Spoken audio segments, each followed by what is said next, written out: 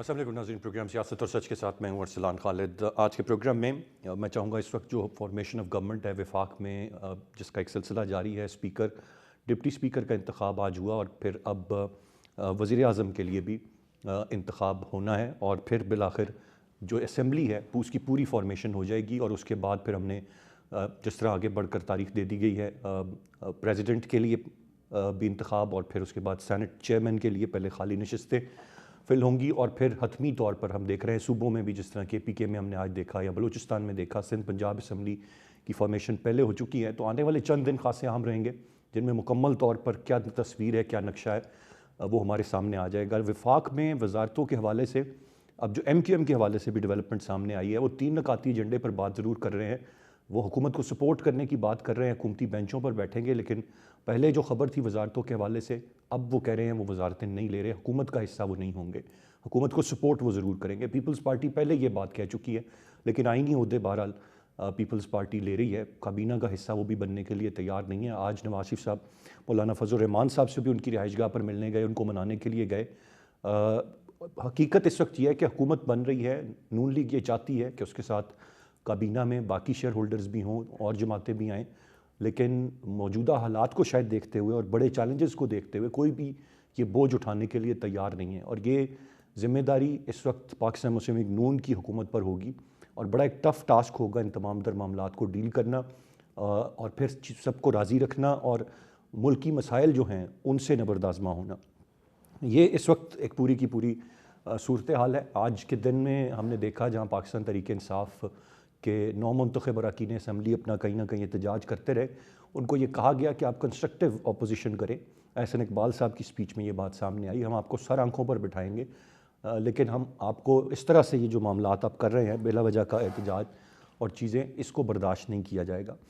ये 5 साल इस असम्बली ने चलना है, जो इसकी मुद्दत है। इसमें बहुत सारे नए चेहरे हैं जो पाकिस्तान तहरीक इंसाफ की बैकिंग से गो के मुख्तलिफ आज़ाद हैसियत में लड़के 36% नए चेहरे हैं जिनकी एंट्री हुई है, जो कि एक बड़ी खुशाइंद और पॉजिटिव बात है।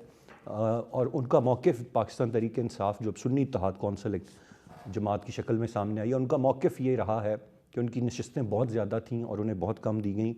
ये मैंडेट उनका था, उनसे छीना गया है। वो यकीनन एक टफ़ अपोजिशन करने की बात कर रहे हैं। किस हद तक की अपोजिशन उनकी टफ़ रहेगी, कंस्ट्रक्टिव रहेगी और कैसे हुकूमत डिलीवर करेगी और क्या चैलेंजेस हैं, मैं चाहूँगा तफसील से आज के प्रोग्राम में इस सारी सिचुएशन पर हम बात करें। गेस्ट पार्टिसिपेंट्स का तारुफ कराता चलूँ। प्रोग्राम में मैं ज्वाइन कर रहे हैं डॉक्टर फ़ारूक आदिल साहब, सीनियर एनालिस्ट हैं, बहुत शुक्रिया आपके वक्त का। खालिद फ़ारूकी साहब हमारे साथ प्रोग्राम में मौजूद हैं, सीनियर सहाफ़ी और सीनियर तज्ज़ियाकार हैं। मसूद रज़ा साहब भी सीनियर सहाफ़ी और सीनियर तज्ज़ियाकार हमारे साथ प्रोग्राम में मौजूद हैं। और आगा इकरार हारून साहब सीनियर जर्नलिस्ट और एनालिस्ट हैं, हमें प्रोग्राम में ज्वाइन कर रहे हैं। और under the heel of the super class इन जो किताब इनकी पब्लिश हुई है, एक तो मैं उसकी मुबारकबाद आगा साहब को दूंगा और यकीनन जब वो भिजवाएंगे तो इसको पढ़ने का भी इत्तफाक होगा। बहुत शुक्रिया आगा साहब आपके वक्त का।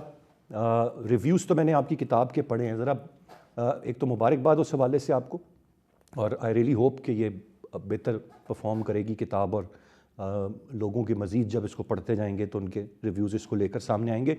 Now coming to the point, Agha साहब कैसे देख रहे हैं इस वक्त स्पीकर कौमी असम्बली डिप्टी स्पीकर का इंतखाब हो गया, ऐवान मुकम्मल होने की तरफ जा रहा है, किस तरह से ये मामलात अब आगे बढ़ेंगे? स्मूथ सेलिंग होगी या मामलात आपको मुश्किल नज़र आ रहे हैं? बहुत शुक्रिया अरसलान, सबसे पहले तो बहुत बहुत शुक्रिया आपका कि आपने मेरी किताब की मुझे मुबारकबाद दी और इंशाल्लाह बुक जो है मैं एज अर्लीस्ट एज पॉसिबल वो आपको पहुंचा दूंगा। जहाँ तक मामलात स्मूथ सेलिंग की बात है, मैं यही उम्मीद करता हूँ कि तमाम लोगों ने बहुत कुछ सीखा होगा पिछली असेंबली से। और मेरा ख्याल ये है कि जहाँ तक बात है प्रोटेस्ट की या अपना ओपिनियन देने की या व्यू पॉइंट देने की, वो तो बिल्कुल होना चाहिए, उसका मकसद ही है ये असेंबली का। लेकिन अगर उसको हल्ला गुल्ला अगर ना करें तो बेहतर है, क्योंकि मुल्क इस वक्त बहुत बुरे हालात में गुजर रहा है। और अगर स्मूथ सेलिंग की आपने बात की है, वो मुझे उससे लग नहीं रही है। उसकी 2-3 चीज़ें मैं आपसे डिस्कस करना चाह रहा हूँ। पहली बात है, आपने आपने MQM की बात की कि MQM ने फैसला किया था पहले कि शायद वो हुकूमत में होएगी, अब कहा नहीं है। According to my information, MQM मांग रही है 5 वजारतें और 7 गवर्नरशिप। PML उनको देना चाह रही है 1 वजारत और 1 गवर्नरशिप। और दूसरी बात ये है कि आपको पता है कि आज भी पेट्रोल का रेट 5 रुपये बढ़ गया है। कोई भी पॉलिटिकल पार्टी फौरी तौर पे पीएमएलएन के अलावा हुकूमत ज्वाइन करते हुए घबरा रही है। इसलिए घबरा रही है कि उनको नहीं पता कि नेक्स्ट बजट क्या आएगा और कितना कुछ सख्त बजट आएगा वो। क्योंकि हमने बड़ा ये बदकिस्मती कह लें कि हमने जो टैक्स बेस है वो तो बढ़ानी नहीं है।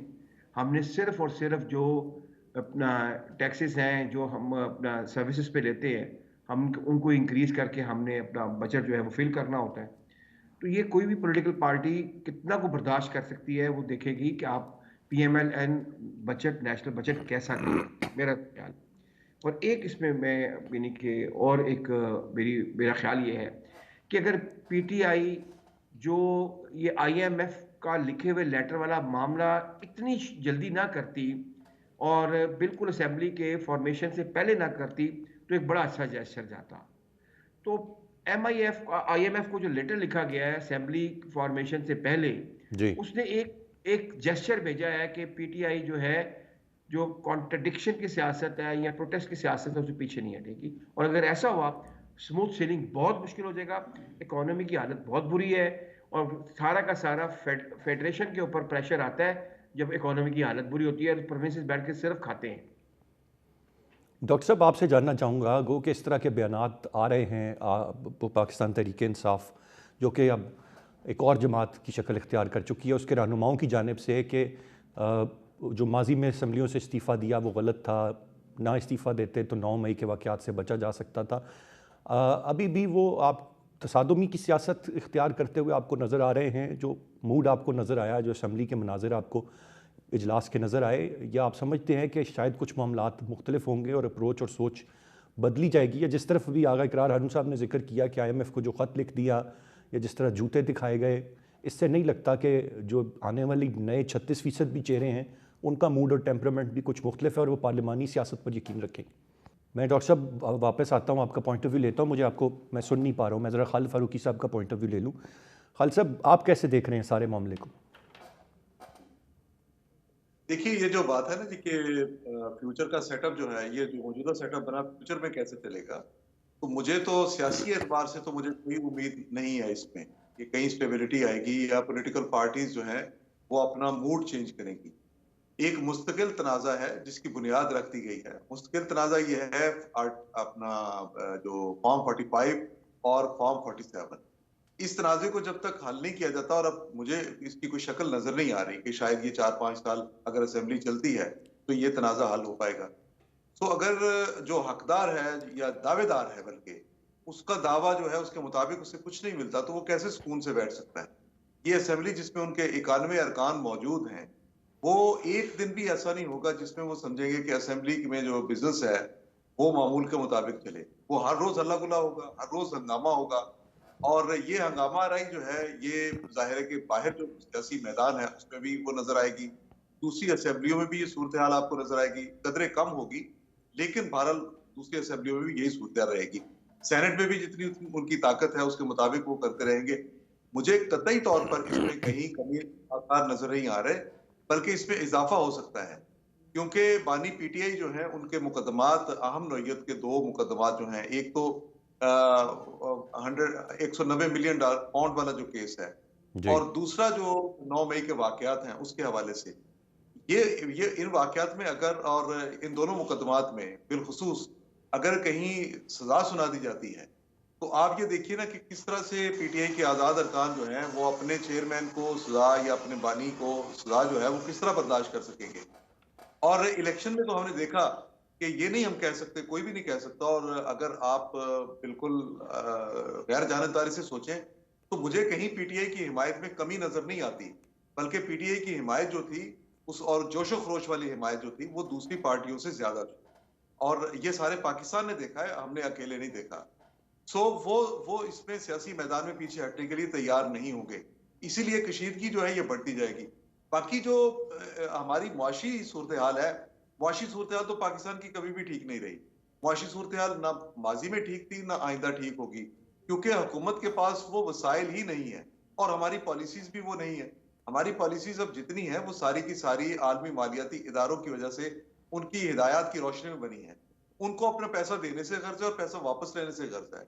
अवाम से उनका ताल्लुक कोई नहीं है। इसी तरह हमारे दोस्त ममालिक ने जो हमें कर्जे दे रखे हैं, वो कर्जे कोई मतलब कोई पाकिस्तान के ऊपर बहुत बड़ी कोई सहूलत। मैं तो हैरान होता हूँ बाज़ औक़ात कि जब हम अपने दोस्त मुल्कों का एहसानमंद हो जाते हैं। उन्होंने कर्जे दिए हैं, लेकिन कर्जे देना भी एक बिजनेस है, और जिस बिजनेस के तहत उन्होंने कर्जे दिए, वो कर्जे बाकी ममालिक से या जो IMF से या वर्ल्ड बैंक से पाकिस्तान को कर्जा मिलता है, उससे बहुत महंगे कर्जे हमें मिले हैं। तो पाकिस्तान के लिए वो कर्जे वापस करना भी एक बहुत बड़ा इम्तिहान होगा।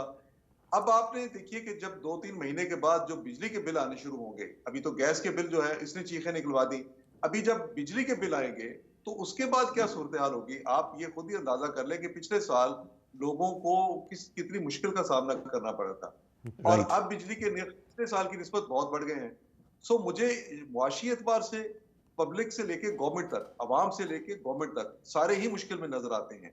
सियासी मामलात में मुझे कहीं भी कोई बेहतरी की कोई गुंजाइश नजर नहीं आती। कोई गुंजाइश तो है, लेकिन मुझे इम्कानात कोई नजर नहीं आते, और ना ही जो हुकूमत है वो कहीं किसी जगह पे नरमी बरतेगी PTI के साथ।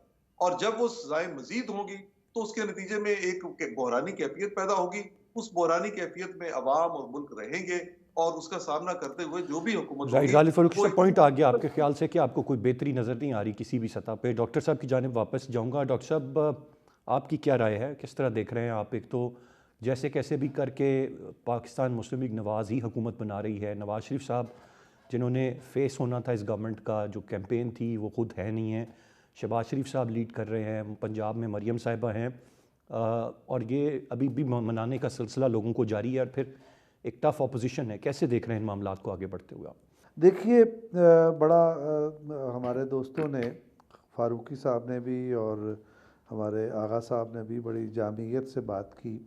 अच्छा, मेरा अंदाज़ा इस पे अंदाज़ा और जो मेरी यानी रीडिंग है वो ये है कि PTI या जो भी सुन्नी इत्तेहाद तहरीक है, अब जो भी हम इसको नाम दें, इसके अंदर मुझे एक तकसीम दिखाई देती है।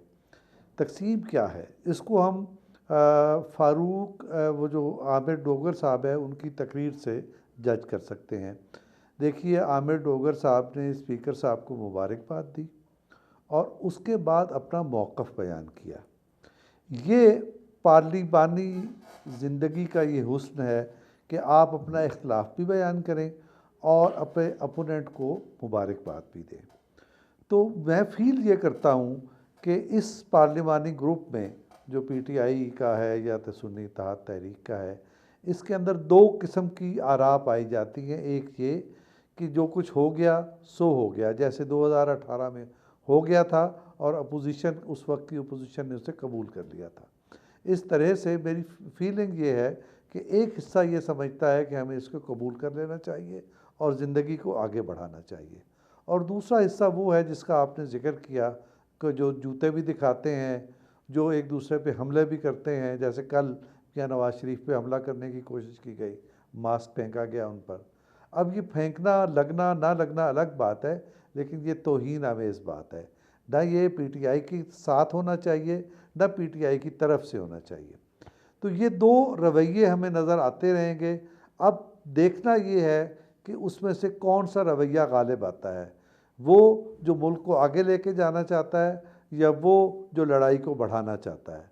अब उसमें एक जो यानी अगर हम मज़ीद तज्ज़िया करें तो KPK में जो आज हुकूमत बनी और उसमें वज़ीर आला ने जो हलफ उठाया, उसके बाद जो ख़िताब किया, उनका ख़िताब का 75% हिस्सा बल्कि 85% इसका धमकियों पर मुश्तमिल था।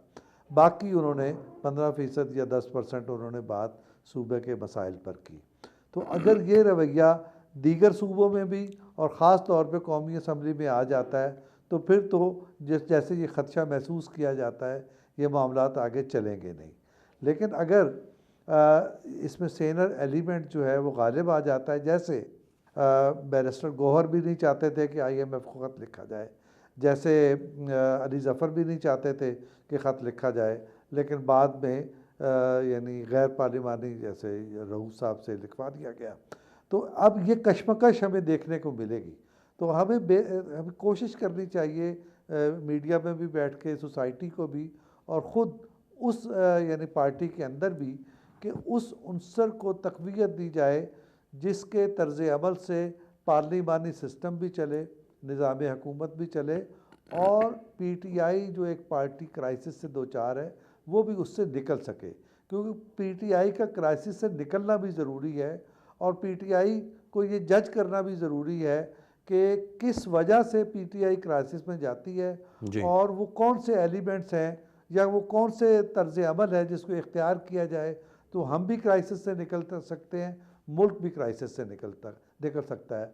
तो इस वक्त पीटीआई के अंदर ऐसे लोगों की ज़रूरत है जो मौसर हों और अपने आप को असर्ट करें ताकि पीटीआई और मुल्क दोनों बहरान से निकल सकें। राइट डॉक्टर साहब, आपका पॉइंट आ गया। अब यकीनन एक तो 9 मई के बाद रिविज़िट किया गया होगा बहुत सारी चीज़ों को पीटीआई की जानिब से, लेकिन फिर 8 फरवरी के बाद एक शायद नया एतमाद मिला होगा जो जिनका दावा 180 सीटों का है। तो यकीनन उसने एक नई टकराव की मेरे ख्याल से ज़हनियत कुछ लोगों में दोबारा से पैदा की होगी कि हम जो एक अप्रोच पहले थी कि शायद पाकिस्तान की पूरी अवाम ही हमारे साथ हैं और जो मैं कहूँगा वो वैसे ही हो जाएगा। अब दोबारा से शायद कुछ लोग यही हौसला देने की या समझाने की कोशिश कर रहे हैं, जो कि मेरे ख्याल से नामुनासिब चीज़ है। ब्रेक की जाने मुझे बढ़ना है, ब्रेक से वापस आकर मैं मसूद रज़ा साहब का पॉइंट ऑफ व्यू इस मामले पर दूंगा, साथ रहिएगा। जी वेलकम बैक। मसूद रज़ा साहब की जाने में बढ़ूंगा। मसूद रज़ा साहब, आपका क्या पॉइंट ऑफ व्यू है? जो एक तो पहले इलेक्शंस 8 फरवरी बड़ी ताख़ीर से, फिर उसके बाद इंतखाबी नताइज, फिर उसके बाद हुकूमत साजी का एक मामला, फिर अब ये सिलसिला चल पड़ा है। क्या मूड क्या नज़र आ रहा है आपको, माहौल क्या नज़र आ रहा है, और 5 साल कैसे देख रहे हैं आप इब्तदाई जो इजलास हैं इनको देखते हुए? बहुत शुक्रिया हसन भाई, मैंने तमाम गुफ्तगू सुनी। देखिए, पीटीआई के ख़मीर को समझना पड़ेगा। पीटीआई के ख़मीर में मुफाहमत नहीं है, और पीटीआई को जो वोट पड़ा है वो भी मुफाहमत का वोट नहीं पड़ा है, वो भी वोट वही पड़ा है कि वो मज़ाहमत करें। और मज़ाहमत जब तक करते रहेंगे, अगर वो नून लीग के साथ, पीपल्स पार्टी के साथ, इन जमातों के साथ बैठने की कभी बात करेंगे तो वो अपना वोट बैंक भी लूज़ करेंगे, अपनी मकबूलियत को भी खो देंगे। लिहाजा उनको ये सूट नहीं करता। उनकी सियासत यही है कि वो इन पार्टियों के अगेंस्ट ही खड़े रहेंगे। इस वक्त उनकी लड़ाई जिन लोगों से है और जिन तबकात के साथ है, वो इस लड़ाई को भी कम नहीं करेंगे, और उसकी रिफ्लेक्शन हमें नज़र आ रही है। कुछ लोग जो पहले पार्लियामेंट में आ चुके हैं वो पार्लिमानी नॉर्म्स के मुताबिक गुफ्तगू ज़रूर कर रहे हैं, लेकिन पीटीआई की पॉलिसी मुझे ये बनती नज़र नहीं आ रही कि वो मुफाहमत करें। मुफाहमत नहीं होगी तो जाहिर सी बात है, पंजाब में भी उनकी एक बड़ी अक्सरियत है, मरकज़ में भी उनकी बड़ी अक्सरियत है, केपीके में उनकी अपनी हुकूमत मौजूद है। तो पीटीआई 8 फरवरी के बाद पहले से मजबूत हो गई है, और मजबूत होने के साथ साथ वो अपना बयानिया आगे बढ़ाएंगे। उनके साथ अगर हुकूमत जो बन रही है, शहबाज शरीफ साहब वो रिसीविंग हैंड पर होंगे, हुकूमत रिसीविंग एंड पर होगी। एक ऐसी हुकूमत जिसकी अपनी इत्तेहादी हुकूमत का हिस्सा बनने को तैयार नहीं है, वहाँ पर बड़े मसाइल मौजूद हैं। फिर माशी सूरत हाल जो है वो हमें अच्छी नज़र नहीं आ रही है। सब जानते हैं कि महंगाई बढ़ेगी, लोगों पर बोझ पड़ेगा, तो वो जो गालियाँ सुननी है वो सुनने को भी कोई तैयार नहीं है। तो एक तरफ आवाम में एतमाद नहीं है इस हुकूमत का, ये आप जानते हैं कि इलेक्शन में जो कुछ हुआ और जिस तरह के इलेक्शन में आपने ख़ुद जिक्र किया, गैर ज़रूरी ताख़ीर हुई, इलेक्शन से पहले सिंबल ले लेना, इलेक्शन से पहले पकड़ धकड़ होना, कोई कैंपेन ना चलाने देना, कोई किसी किस्म की आज़ादी ना होना। फिर इलेक्शन डे पर तो इलेक्शन डे तो स्मूथली गुजर गया, लेकिन उसके बाद जिस तरह से फिर वो इंटरनेट का शटडाउन होता है और फिर उसके साथ रिज़ल्ट्स आना रुक जाते हैं, और फिर फॉर्म 45 और फॉर्म 47, और फिर ये सूरत हाल। तो पहले दिन से जब से ये कार्रवाइयाँ हो रही हैं, पीटीआई की मकबूलियत बढ़ती चली जा रही है। अगर अब भी हुकूमत सख्त रवैया अख्तियार करेगी तो पीटीआई की मकबूलियत बढ़ेगी, आवाम जो है वो मज़ीद पीटीआई का साथ देंगे, हुकूमत के लिए मज़ीद मुश्किल होगी, और इस हुकूमत का चलना एक मोर्चे से कम नहीं होगा। जिस तरह से ये हुकूमत बनी है, मैंने अपने 22-23 साल के प्रोफेशनल कैरियर में ये इस तरह की सूरत हाल कभी नहीं देखी। 1 दर्जन से ज़ायद वज़ीर आज़म गुजर गए, 5 इलेक्शन इस दौरान हो गए, लेकिन ये जो सूरत हाल है ये बिल्कुल यूनिक सूरत हाल है। यानी इससे पहले अगर कोई हुकूमत गिरती थी, 99 में नवाज़ शरीफ साहब जो हैं वो गिरफ़्तार हो गए, तो फिर उसके बाद वो मुल्क से बाहर चले गए। बेनज़ीर भुट्टो मुल्क से बाहर चली गई, यहाँ पर खामोशी छा गई, फिर उन्होंने डील किया, वापस आ गए। लेकिन इस दफ़ा ऐसी सूरत हाल है नहीं। एक तो डील का कोई इम्कान मुझे फ़िलहाल नज़र नहीं आ रहा, और अगर डील होती है तो ये पूरा सेटअप तब्दील करना पड़ेगा। आधा तीतर आधा बटेर नहीं होगा। दूसरी बात यह कि इमरान खान मुल्क से बाहर चले जाएं, इसका भी कोई इम्कान नजर नहीं आता, क्योंकि इमरान खान अगर मुल्क से बाहर चले गए, जी इमरान खान साहब से किसी डील की बात कर रहे हैं, किस डील की तरफ इशारा कर रहे हैं? जी मैं कह रहा हूं कि कोई किसी डील का मुझे कोई इम्कान नजर नहीं आता है। और अगर फर्ज महाल कोई डील होती भी है तो इन जमातों के साथ तहरीक इंसाफ नहीं बैठेगी, ये ऑपोजिशन में ही कहीं होंगे, इनके साथ नहीं बैठ सकती तहरीक इंसाफ। तो मुझे आगे हालात जो हैं वो कोई बहुत अच्छे नज़र नहीं आते। मुश्किलात हैं आवाम के लिए भी और मुश्किलात हैं मुल्क के लिए भी। यकीनन मुश्किलात हैं आवाम के लिए भी, मुल्क के लिए भी। मैं अब आगा सब आपकी जानिब आऊँगा, आगे इकरार हारून साहब, आपने गो के जिक्र किया जो MQM के हवाले से आपके पास खबर है कि वो 5 वजारतें मांग रहे हैं और नून लीग 1 वजारत और गवर्नरशिप की शायद बात कर रही है। But as a matter of fact जो अब तक की इस इक्वेशन और जो सिचुएशन है उसमें वो ये कह रहे हैं कि हम वजारतें नहीं ले रहे, आगे जाकर ले लें तो एक अलहदा बात है। वो तो PMLN अब भी कन्विंस कर रही है, पीपल्स पार्टी को भी, और कुछ कहा जा रहा है, ज़राए से खबरें हैं कि कुछ अहम वजारतें खाली रखी जाएंगी जिनमें कल को शायद आने वाले वक्त में दूसरे मरहले में पीपल्स पार्टी ज्वाइन करेगी Punjab. But as we speak of now ऐसी कोई सूरत हाल नहीं है, सिर्फ काबीना में नून लीग के लोग ही वजारतें ले रहे हैं। ये कितना दिलचस्प मामला है कि वजारतों के पीछे तो डील की जाती थी, भागा जाता था, किसका कितना शेयर होगा हुकूमत में। ये कैसे इंतखाबात हैं और उसके नतीजे में पार्लियामान में आने वाले लोग वजारतें ही लेने से इनकारी हैं कि जी नहीं हमने ये बोझ उठा सकते, हमारे कंधों पे ये बोझ ना डालो। इस पर क्या कहेंगे आप? और ये क्या वाकई आगे चलकर भी ऐसी सूरत हाल आप देखते हैं या ये अभी सिर्फ आगाज़ है? ताज़ा इलेक्शन कैंपेन से गुजरे हुए हैं, पीपल्स पार्टी वाले भी, बातें बहुत ताज़ा हैं लोगों के जहनों में, तो चाह रहे हैं कि ज़रा कुछ दिन गुजर जाएं फिर आगे चलकर वजारतें ले लें। ये कोई इस तरह का मामला है या ये वाकई कोई बोझ नहीं उठाएगा और ये नून लीग के लिए सारा उन्हीं के कंधों पर मलबा होगा? देखिए, बात यह है कि अरसलान साहब, मैंने पहले भी इंडिकेट किया, मैं फिर यानी कि उसको ऐड करना चाह रहा हूँ बात को। मेरा ख्याल ये है कि जो सो कॉल्ड अलाइज हैं वो अगर वजारतें लेंगे तो बजट के बाद लेंगे, वो देखेंगे कि बजट क्या आया है और बजट कितना को सख्त आया है। देखिए, इस वक्त हालात ये हैं कि जो बिजली का यूनिट आप 500 यूनिट इस्तेमाल करते हैं तो आपको एक बिजली का यूनिट 65 रुपए का पड़ रहा है। और गैस की बात फारूक भाई ने कर दी ऑलरेडी। और इस हालात में मुझे बताइए कि अगर बजट सख्त आता है तो फिर कौन सी पॉलिटिकल पार्टी मजीद रिस्क लेगी अपना रियासत को बचाने लेकिन के लिए, साहब अपनी इसमें सियासत अगर वाली को। तो बात ही नहीं है ना, इट इज़ अंडरस्टूड के बजट ने सख्त ही आना है। जी बिल्कुल, वो मैं यही कह रहा हूँ ना। तो वो रियासत को बचाने के लिए पॉलिटिकल पार्टीज अलाइंस तो बन सकती हैं और हुकूमत बना सकती हैं ताकि मुल्क में एक सस्टेनेबिलिटी और एक स्टेबिलिटी आ जाए, लेकिन बाकी हकीकतें तो वहाँ पे हैं। मसूद साहब ने बड़ी प्यारी बात की और आप उसी स्पेक्ट्रम पे हमें सबको सोचना चाहिए कि PTA के खमीर में मुफाहमत है ही नहीं, और शायद उसको फॉर्म इस तरह ही किया गया था, उसको क्राफ्ट ही इस तरह किया गया था कि उसका मकसद ही यही था कि माशरे से मुफाहमत को ख़त्म करना और ये साबित करना कि माशरे के बीच में डेमोक्रेसी, पार्लियामेंट और कॉन्स्टिट्यूशन नल एंड वाइड हो चुके हुए हैं और वो आई मीन इररेलेवेंट है। उसमें वो कामयाब हुए, बिल्कुल ठीक बात है, इसमें आपके सामने है। एक छोटा सा मैं इसमें ऐड इन करना चाहूँगा which is my personal opinion.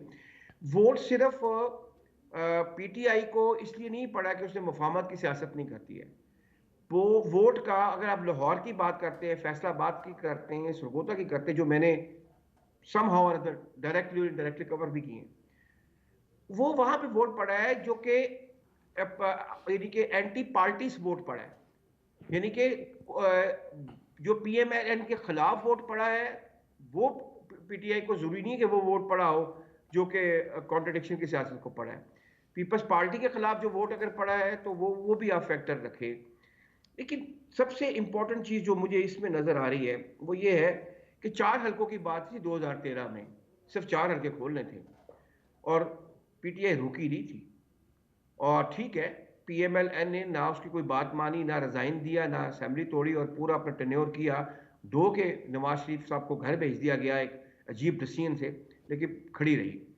इस दफा बात है 60 हलकों की। जो पार्टी 4 हलकों के ऊपर पूरे मुल्क में वावेला कर सकती है, क्योस क्रिएट कर सकती है, तो 60 हलकों में जिन 60 हलकों की वो बात कर रहे हैं, अगर साहब वो 4 अगर हलकों के वीकली वक्त वो तो कहीं से वीकली ईंधन कोई मुहैया करने वाले लोग थे ना। इस जी वक्त तो 600 हल्के भी वो आप बना नहीं, लें, वो ईंधन अब कहाँ फिर कहाँ से देखिए, कौन मुहैया आपने करेगा। बड़ी प्यारी बात की, मुझे 1 मिनट दे दीजिएगा। जब आप एक हाइब्रिड क्रिएटर बना लेते हैं, क्रिएचर बना लेते हैं, जब आप एक नर्चर कर देते हैं, एक आई मीन मॉन्स्टर, फिर वो मॉन्स्टर आपके हाथ से निकल जाता है। ठीक है, वो पीछे रह गए, वो थे कि नहीं थे, अब मॉन्स्टर बन चुका है, ये हमने फेस करना है। और ये जो 8 फरवरी के अपना जो रिजल्ट्स आए हैं, उसके बाद ये चीज साबित हो गई है कि वो अपनी पूरी हकीकत के साथ तमाम असेंबलियों में बैठा हुआ है। तो फिर मुफाहमत नहीं हो सकती है। और जो पाकिस्तान, और एक आखिरी बात, 14,000 अरब रुपए बढ़ा है आपका कर्जा, 14,000 अरब एक साल में। आप इमेजिन करें, क्या ये मुल्क अपने इस इकोनॉमी के साथ, इस कॉन्ट्रडिक्शन के साथ और इस क्योस के साथ चल पाएगा जो कि ये पीटीए प्लान करके बैठी हुई है? These are the questions you and me and all of us should, I mean, think about that. ये पाकिस्तान की राइट, वाकई सियासत का मामला यानी नहीं कि है, पाकिस्तान की आगा इकरार सलामत। अनसब आप ये कहना चाह रहे हैं कि ये हॉलीवुड की फिल्मों वाली एक सूरत हाल है जिसमें वो एक तजर्बा करते हुए लेबॉर्ट्री में जी एक बिल्कुल मॉन्स्टर ऐसा बन ही है। जाता है और फिर उनसे बेकाबू तारीख हो गवाह जाता है, इस उन्हीं को बात की खाना जी। शुरू। हॉलीवुड की सारी फिल्में जो बनी हुई हैं वो रोमन और ग्रीक फिलोसफी और मैथोलॉजी से बनी हुई है। और ग्रीक मैथोलॉजी ये कंफर्म करती है कि जब आप एक हाइब्रिड क्रिएचर बना लेते हैं तो वो हमेशा अपने हाथ से निकलता है और पहले सबसे पहले अपने क्रिएटर को खाता है। अच्छा, अब ये डिबेटेबल बात है कि आया इतना बड़ा मॉन्स्टर वो है या नहीं है, और सवाल फिर इस पे ये भी रहेगा कि सपोर्ट और सिस्टम के बगैर वो कितना बड़ा मॉन्स्टर है। उसका एक लिटमस टेस्ट 8 फरवरी हो सकता है हमारे पास। हम उससे ये अंदाज़ा लगा सकते हैं कि हाँ, उसको सपोर्ट ना भी हो, अगेंस्ट द ऑड्स भी उसकी एक स्ट्रेंथ है, और दूसरा और भी कोई तरीक़ेकार हो सकते हैं। मैं ये मसूद साहब बहुत देर से कुछ शायद कहना चाह रहे हैं, मैं ज़रा उनका इनपुट ले लूँ, फिर मैं डॉक्टर साहब की जानिब आता हूँ। जी मसूद भाई। जी जी, मैं एमक्यूएम के बारे में कहना चाह रहा हूँ कि एमक्यूएम वजारतें नहीं ले रही, ये बात नहीं है। बात ये है कि एमक्यूएम तो वजारतें लेना चाहती है और नून लीग भी उसे देना चाहती है, लेकिन पीपल्स पार्टी बीच में रुकावट बनी है और वो नहीं चाहती कि एमक्यूएम को उनके मतलब की, उनके मकसद की वजारतें मिलें। ये एक बहुत सीरियस मामला है इस हुकूमत की तश्कील के साथ, जो मैं आपको बता रहा हूँ कि ये आगे जाकर एक प्रॉब्लम बनेगा। दूसरी बात मैं ये कहना चाह रहा था कि मुझे ये हम बताइएगा मसूद साहब, जो अभी बिल्कुल अब से आधा घंटा पहले तक जो मैंने आखिरी स्टेटमेंट्स देखे हैं और पढ़े हैं, उनमें तो ये तो अंदर की खबर है ना जो आप दे रहे हैं, जो कि असल हकायक है। लेकिन अभी तक तो एमकेएम तो यही मौक़िफ़ अपनाए हुए है ना कि जी हम तो 3 नकाती एजेंडे पर बात कर रहे हैं, हम कानून साजी की बात करेंगे, हम कराची के मसाइल की बात करेंगे, वजारतें हम नहीं ले रहे। वो तो यही कह रहे हैं ना अभी तक। वो बहुत भोंडा मौक़िफ़ है। वो कहते हैं कि आइन में तरमीम हो और बल्दियाती निज़ाम को मजबूत किया जाए, मगर पीपल्स पार्टी तो उसके बिल्कुल मुखालिफ है। वो जब तक ऑन बोर्ड नहीं होगी तो आइन में तरमीम हो ही नहीं सकती। तो पीपल्स पार्टी जो आपको वजारतें नहीं लेने दे रही, वो आपके आइन में कैसे तरमीम आपको करने देगी? राइट। तो एमकेएम तो बिल्कुल फेलियर हो गई है। इतनी सीट उसको मिल गई, उसके बावजूद भी वो बिल्कुल एक फेल पार्टी की तरह खड़ी हुई है। राइट मसूद भाई, पॉइंट आ गया। मैं ज़रा डॉक्टर साहब की जानिब अब वापस जाऊँगा। डॉक्टर साहब, जो मेरा बुनियादी सवाल है, जो मामला है, वो इस वक्त वफाकी काबीना जिसने आम फैसले भी करने हैं, जिसने मामलात को भी डील करना है, उस काबीना में आने को लोग तैयार नहीं है। मैं पीपल्स पार्टी तो वाज़े तौर पर चले, एमकेएम तो अभी 1-2 दिन में पोजीशन मज़ीद क्लियर हो जाएगी या कुछ भी मौक़िफ़ हो सकता है। पीपल्स पार्टी मौलाना को मनाने जा रहे हैं, उनको हुकूमत में शमूलियत की दावत दी जा रही है। अभी तक उनका वाज़े मौक़िफ़ सामने नहीं आया, वो भी नाला। क्या मामला है? कोई बोझ उठाने के लिए तैयार नहीं है, इसलिए कि उनको पता है कि बहुत मुश्किल सफ़र है आगे का और तमाम तर मलबा आएगा, तो ये मलबा ना लें। और बहुत सारे लोगों का ये ख्याल है कि ये जो इस वक्त एक जो चैलेंज ऑप्ट कर लिया है ना पीएमएलएन ने, ये पीएमएलएन की सियासत को ही ख़त्म करके रख देगा। आपकी क्या राय? अच्छा, अरसलान, मुझे बहुत खुशी हुई मसूद अज़ा की गुफ्तगू सुन के। मसूद और हम दोनों ने एक शहर में जर्नलिज़म किया, किसी ने थोड़ा आगे किया, किसी ने थोड़ा पीछे शुरू किया। तो आज जो ज़ुबान या जो जिस लहजे में बात एमक्यूएम के लिए की मसूद ने, वो हम इससे 25-30 साल पहले इस्तेमाल कर रहे थे और भुगत रहे थे। तो मुझे खुशी ये हुई कि वो जो एक बीज डाला गया था वो आज इतना तनावर हो गया है, दरख्त बन गया है कि सब लोग उस अंदाज में, उस आज़ादी से बात कर सकते हैं MQM के लिए। काश कि वो अब आगे चल के जो एक और मॉन्स्टर बन गया है PTI की सूरत में, एक MQM जैसा ही एक मॉन्स्टर, उसके लिए भी हम आज़ादी से बात कर सकें। तो मेरी ये ख्वाहिश है, क्योंकि MQM की तरह से ही PTI ने भी एक नैरेटिव का जबर कायम कर दिया है सोसाइटी में। मसूद रज़ा को याद होगा कि जब एक शाहिद सैयद साहब होते थे कराची में, उनको ANP ने सेनेटरशिप के लिए नामज़द किया। होते हैं सर, अभी भी और डॉक्टर साहब जब होते हैं। जी हयात हैं वो, अल्हम्दुलिल्लाह, अल्लाह ताला उन्हें सेहत दे और ज़िंदगी दे। तो जब असफंद यार वली कराची आए तो जर्नलिस्टों ने उनसे पूछा कि MQM तो मुखालफत कर रही है शाहिद सैयद को टिकट देने की, आप क्यों दे रहे हैं? ये सवाल करते वक्त रिपोर्टर्स ने ये नहीं सोचा कि पॉलिसी ANP की चलनी है, MQM की नहीं चलनी। यह है नैरेटिव का जबर कि हम दूसरे का जबर इख्तियार कर लेते हैं। बिल्कुल इसी तरह से आज पाकिस्तान में और पाकिस्तान की जर्नलिज्म पर PTI के नैरेटिव का जबर है, और हम मुल्क की सूरत हाल को उसके जबर की रोशनी में समझने की कोशिश करते हैं। वरना सिचुएशन ये है कि आज जिसकी वजह से MQM का जबर कराची में कायम था, वो आज कहाँ एग्जिस्ट करता है? क्या वो पाकिस्तान में आके उसी किस्म का माहौल क्रिएट कर सकता है जो 1985 से लेकर अब तक उसने दो चार साल पहले तक उसने कायम कर रखा था? नहीं, वो सांचा टूट गया। दो वजह से टूटा। एक उसकी वजह ये थी कि वो अपने आप से बाहर निकल गया और ख़ुद को रियासत से बुलंद समझने लगा, और उसने रियासत को भी बुरा भला कहना शुरू कर दिया। एक वजह थी। दूसरी वजह यह थी कि कराची और हैदराबाद यानी शहरी सिंध के लोगों ने अपने आप को बेच के उसको पाला, लेकिन जवाब में उसने कुछ नहीं दिया। मुझे एक बहुत सीनियर जर्नलिस्ट बता रहे थे कि लंदन में जब उन्होंने इंटरव्यू किया जनरल परवेज़ मुशर्रफ के इक़्तिदार में आने के बाद, बल्कि इक़्तिदार पर कब्ज़ा करने के बाद, उन्होंने कहा जी अब तो बेहतरीन वक्त आ गया है ये कोटा सिस्टम वगैरह को ख़त्म करने का, तो अब आप असर्ट करें और इसको ख़त्म कर दें। तो क्या कहा उसने, अल्ताफ़ हुसैन ने? उसने ये कहा कि अगर मैं ये ख़त्म कर दूं तो मेरी सियासत कहाँ जाएगी? तो अब इस मिसाल की रोशनी में आज की सूरत हाल को समझने की कोशिश करें कि PTI मसले को, झगड़े को, तसादम को अगर बरकरार रखना चाहती है तो सियासी जमातों से थके हुए लोग एक हद तक उसको बर्दाश्त करेंगे, और जब उसकी समझ में आ जाएगा कि ये लोग कुछ डिलीवर नहीं कर सकते, ये सिर्फ तसादम बरकरार रखना चाहते हैं, ये पाकिस्तान के मईशत को झटके पहुंचाते हैं। आप लोगों को नहीं भूला होगा इकोनॉमिस्ट का वो आर्टिकल जिसमें उसने लिखा था कि पाकिस्तान की मईशत का सबसे बड़ा दुश्मन इमरान खान है। जिस वक्त मईशत संभलने लगती है वो कोई झटका दे देता है, वो कोई जुलूस निकाल देता है, वो कोई लॉन्ग मार्च की बात करता है, मईशत में धड़ाम से नीचे जा गिरती है। तो अच्छा इस डॉक्टर वक्त साहब, भी बड़ा अच्छा सूरत ये हाल मवाजना है। कंपैरिजन और बड़ा तारीख से आप लेकर यहाँ तक पूरे मामले को बड़े अच्छे तरीके से ले आए। इसमें मेरे सवाल का जवाब रह गया जो मैं ब्रेक के बाद आपसे लेने की कोशिश करूँगा। ब्रेक के बाद मुझे ब्रेक की जाने पड़ना है। ब्रेक से वापस आकर मैं डॉक्टर साहब से जो सवाल था काबीना को लेकर और काबीना का हिस्सा ना बनने वाली बात पर, मैं ज़रा उस पर मौक़िफ़ लूँगा डॉक्टर साहब का, और बाकी मौजूद मेहमानों का साथ रहिएगा। जी वेलकम बैक डॉक्टर साहब। वक्त महदूद है, ज़रा प्रिसाइजली जो मेरा सवाल था, काबीना की फॉर्मेशन और काबीना में पीपल्स पार्टी जिम्मेदारी नहीं ले रही और लोग नहीं आ रहे, ज़रा इस पर ज़रा मुझे अपनी राय का इज़हार कर दें, फिर मैं आगे खालिद फारूकी साहब और मसूद रज़ा साहब की जाने पढ़ूँगा।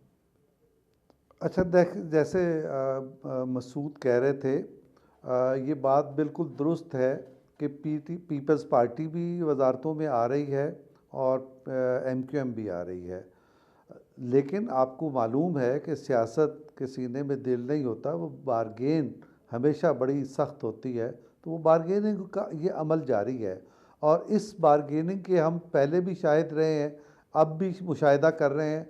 तो ये देखें पीपल्स पार्टी क्यों नहीं वजारतों में फौरी तौर पे आ रही? इसलिए कि पीपल्स पार्टी के जो चेयरमैन थे बिलावल भुट्टो साहब, उन्होंने इतना सख्त स्टैंड ले लिया था कि उसके बाद एकदम उससे पलटना बिल्कुल नामुमकिन हो गया था।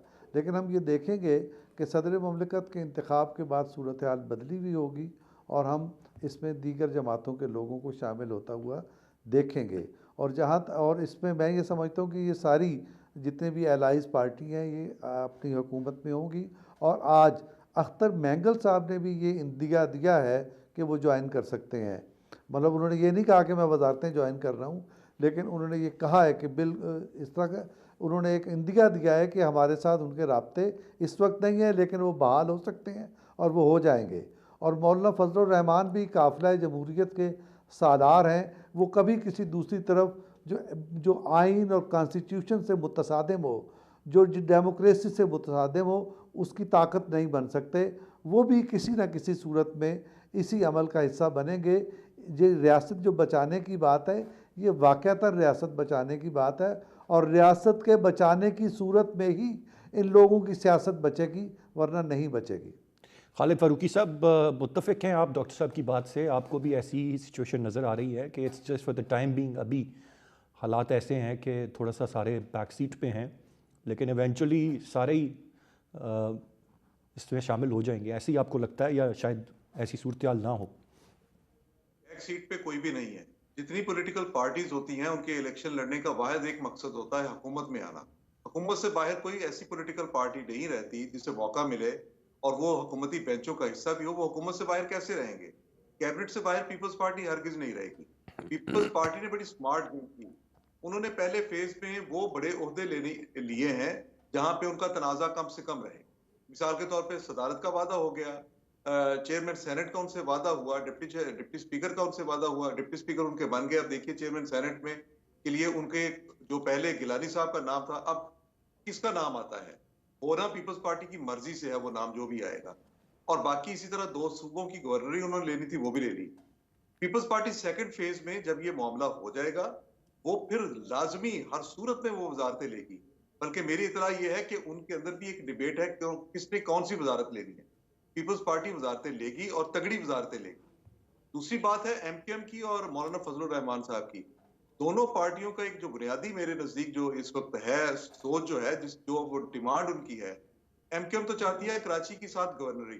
पीपल्स पार्टी वहां इसमें मजामत उसकी यह है कि गवर्नर मुस्लिम लीग नून का जरूर आ जाए, लेकिन वो कोई एमकेएम से ना हो, ताकि वो जो वहां पे एक पूरा मेला लग सकता है एमकेएम का अपना।